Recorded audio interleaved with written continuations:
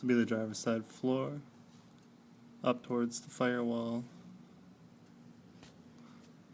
This is actually carpet coming through, so there's a big ol' hole.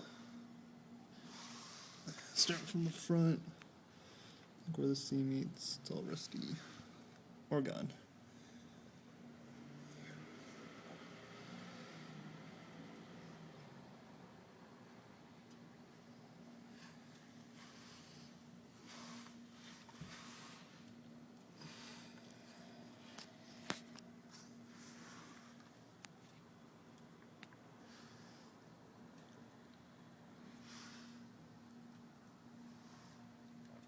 This part's all in front of the seat.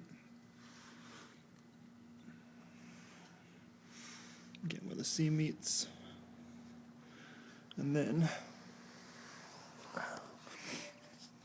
if I end up turning and looking backwards, a little rusty. It's probably where the seat bar is, but it's still there at the moment. And it does stay rusty.